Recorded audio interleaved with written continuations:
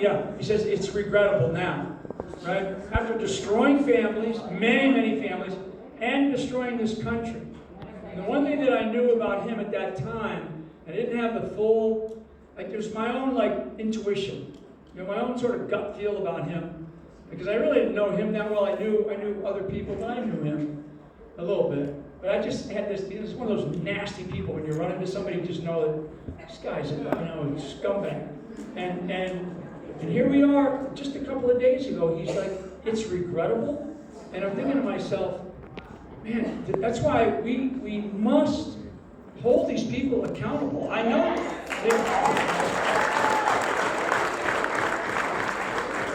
So, as I say, and I believe this wholeheartedly, I do believe that there's something called the pearly gates. I do believe that if you live a good life, you'll die a good life, right? I mean, you'll be okay, and good things will happen to you and maybe your family. But I also believe in hell, and I've said this publicly many times, that I will be right there at the gates of hell waiting for these people, if necessary, to escort them in. And I'm serious.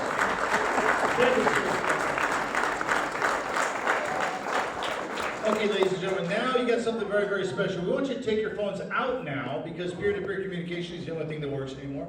Feel free to go on your favorite social media channel, social media platform, whether it's X, whether it's Instagram, whether it's Facebook or Truth, whatever out there. Go live. Now's the time to go live. Get your phones up, That way you can record this and get these answers to give them to all of your friends. I just watched every boomer in here go, what is live? How long is live? Watch it. Okay, let's do this, ladies and gentlemen. First question. Sonny Borelli. Got to share the mic. Love you, Sonny. Love you, Sonny. I love you too. Yo, Sonny. Sonny, tell us the top 2 takeaways from the film that can help America. Family first. Family takes care of family. I always joke, as I'm Italian, Italians, we don't call 911 the police, we call family. 2 takeaways are, if you have to have a strong family foundation, and the second one is, yes, faith in God. Actually, that should be number 1, family. And the other one is never, ever give up. Never, ever give up. Stay focused, stay fighting.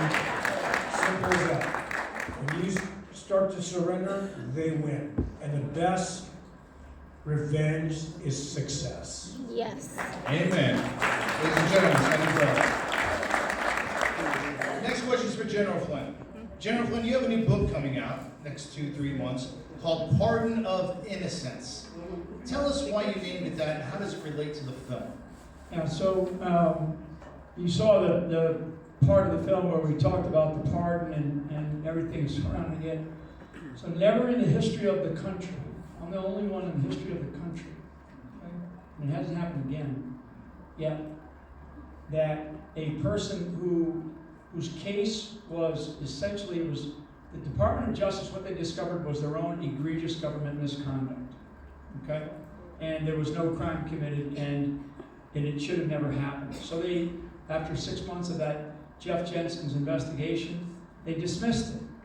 And that's it. When in our system of law, for any lawyers in here, I should have a law degree, right? Because I've lived this. But in our system of government, once the case is dismissed, there's no more case. There's nothing else for anybody to do. And what happened was this judge then, I spent another 8 months in hell with this judge, okay, at significant mental and financial cost, because this is what this judge was going to do. He's so vindictive. So in the White House, there was a argument that, Flynn, his case has been dismissed. You can't give him a pardon to the president. You can't give him a pardon. Now, presidents can do anything they want, but they basically said, hey, you can't give him a pardon. There's nothing there. He's been declared innocent.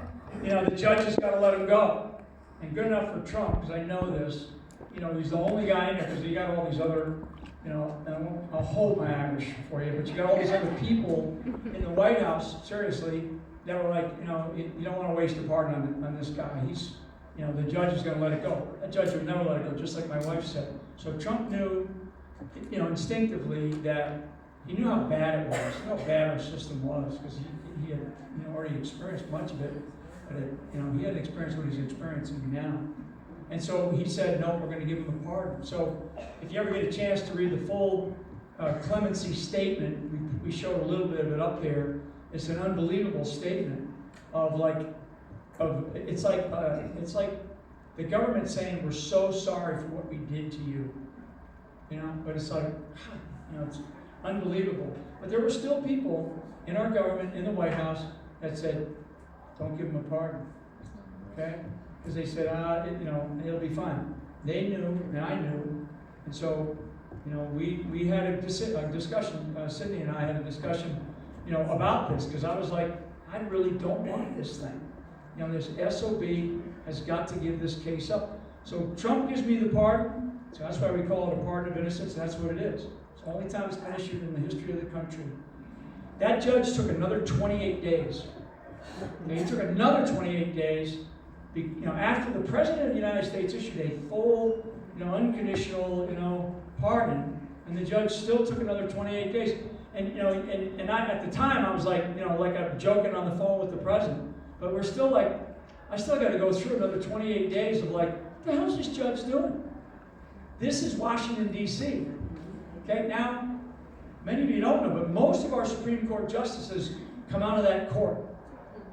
Okay, most Supreme Court justices come out of the Washington, D.C. circuit, whether it's the district or whether it's the appeals court. That's where most of them come from.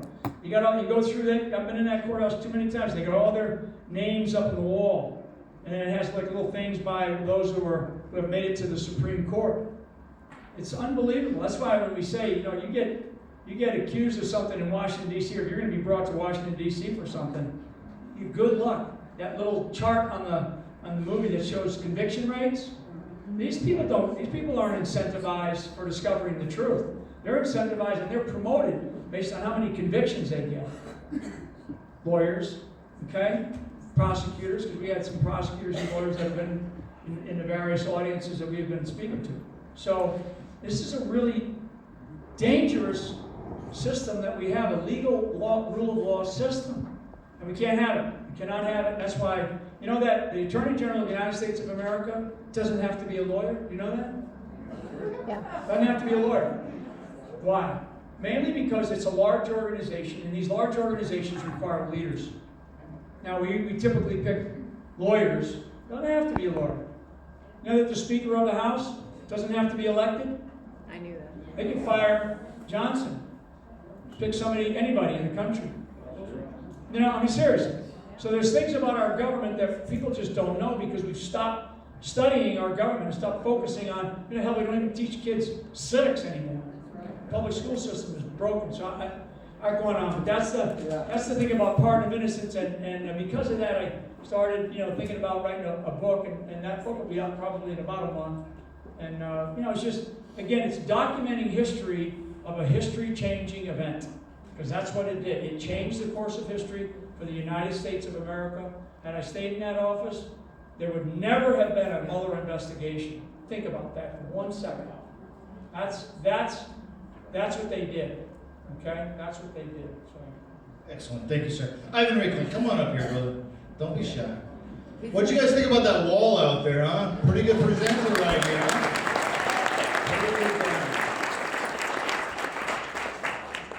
Ivan truly is brilliant. He's brilliant for hours and hours on end. We had a 5-hour car drive. He spoke for 7 of it.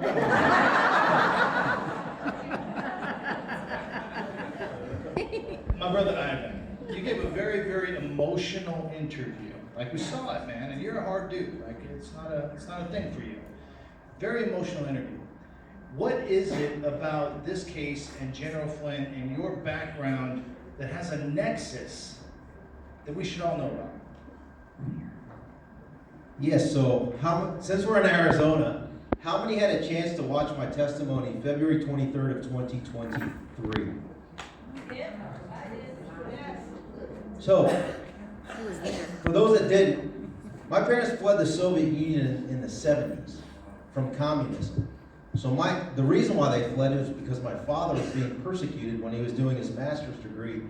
And in his thesis, he was speaking truth to power about the economic system that was trying to be developed by then Premier Khrushchev after traveling to Iowa and trying to grow corn from north to south, even in Siberia, even in the Arctic, right? It doesn't work. So knowing about that background and growing up with my father kind of telling me about the story, I come to I was born here in the United States. Luckily, they were able to flee. And so we lived normal life. Lo and behold, we start to see the weaponization going on. And because I was in the system, a little bit about my professional background, I spent 25 years in our national security apparatus. And at times, even going back to 2014 when I was served on the Ukraine crisis team, I was a mid-level intelligence analyst working maybe 4 or 5 echelons below the director of the Defense Intelligence Agency. So I observed as a line analyst kind of what was going on. And when he was resigned, I felt something was wrong. Couldn't really put my finger on it, but I really needed to get to the answer of it. So as I started digging and digging and digging and learning about our political ecosystem, I sensed that what was going on to General Flynn was exactly what was going on to my father in the Soviet Union by the KGB, but this time around, it was our own KGB, the FBI. He was the first target. And then subsequently, most of us in this room have been censored some way, shape, or form via the censorship industrial complex. Yep. So what he was the first one because he was, like in the movie, the existential threat, because he represents not only himself, but the entire network that he's built over a third of a century in the national security system, and then subsequently now through the reawakened tour, etc. And well, I need to mention this because I don't think it was really pointed out in the movie. Before he was the director of the Defense Intelligence Agency, he was the assistant director of national intelligence for partner engagements, meaning he was the focal point for the entire the intelligence community for interacting and liaison with our global partners, state, local, tribal, everything. Okay? So not a schmuck. So when you're Obama, That's very nice, isn't it, Sarah? You're not a schmuck. There you go.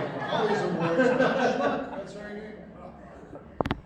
and if you were in a senior leadership position in the national security ecosystem, you know you've committed egregious constitutional violations, illegalities, corruption, and you have somebody with that background coming in to scratch and keep scratching, guess what?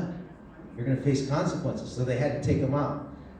So to close with the question, the reason why I'm involved in supporting General Flynn is because my personal background basically forces me into, I'm obligated to push back against communism based on my parents' background. Yeah. And I'm happy to go maximum against the commies and those that are trying to take away our constitutional rights.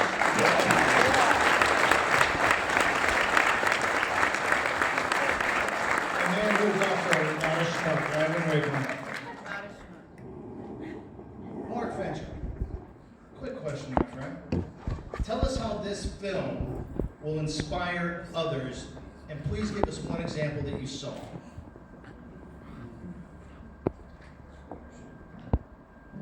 Leadership personified.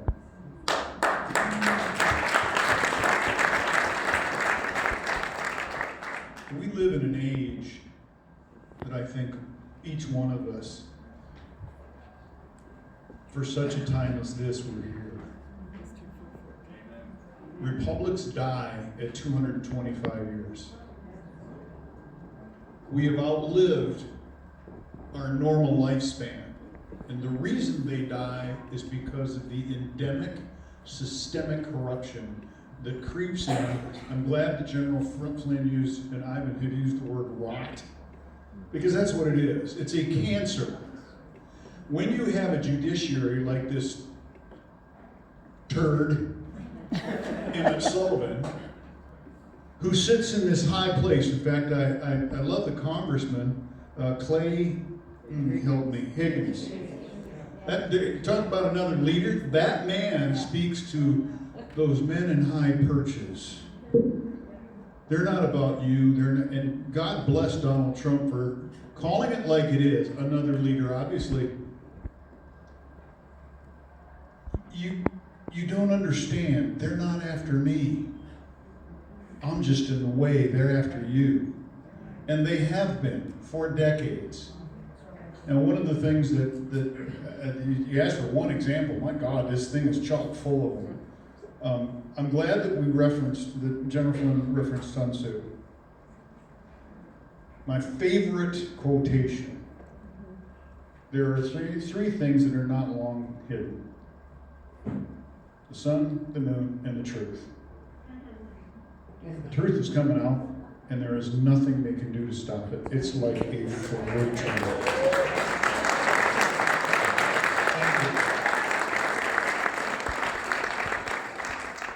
Judge Sullivan is a schmuck. There we go. We have the General Flynn, last question to you, sir. I have never asked you this question before, but I think people want to know the answer. How do you cope with knowing the U.S. government attempted to frame you, and how does your faith play a part? Well, I say, and I firmly believe this, that I have sort of rediscovered or renewed or strengthened my faith, but I do it to my family. And you met part of my family, tonight in this film. And there's other, I have other brothers and sisters. Because we have 9 siblings, my wife has 7.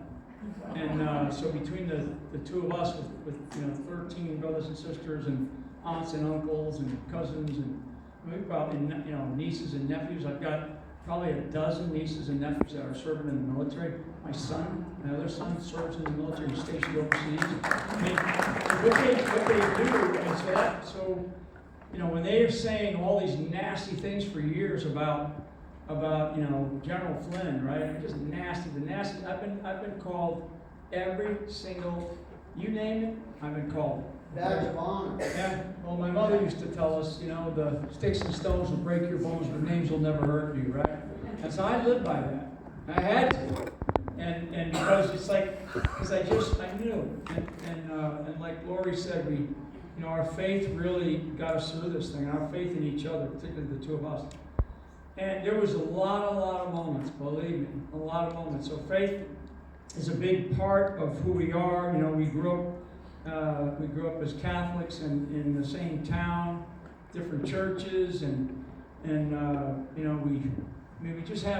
had a lot of things in common. What I tell people these days, especially young people that are contemplating getting married, I'll tell them, if you're gonna get married, you better like the one you love, because it won't last. If you don't, all right? Like the one you love. And if you like the one you love, it's going to last forever. And I'm really blessed to have that kind of a relationship. And it is like this. I mean, these things, what we are doing, what the country feels like right now, is exhausted by all this. And we're like just hoping that something gives and maybe things will turn to normal. And that's not the way, it's not the way life is. Life is not like that. Life is filled with sacrifice. And I'll leave you with this because I'm a big fan of Abraham Lincoln. And, he said this when he was 28 years old in 1838. And he was speaking in a speech in Missouri because they had been asked him up. They knew him as a really great speaker even at that time. And during the speech, and the reason why he was giving this speech, it's called the Lyceum speech, by the way, if you want to read it.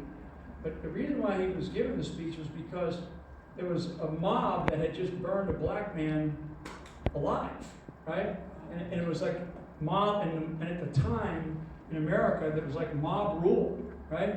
And so Lincoln was a big believer in the rule of law. He really understood our country, 50 years old by that time, roughly, and still a couple of decades away from the Civil War, right? And Lincoln, if you don't know, he ran for a bunch of offices, lost them all, and finally became president. Well, during the speech, and part of it, he says that America, the United States, will never be defeated. No foreign enemy will take a drink from the Ohio or a step on the Blue Ridge with a Bonaparte for a commander. Never.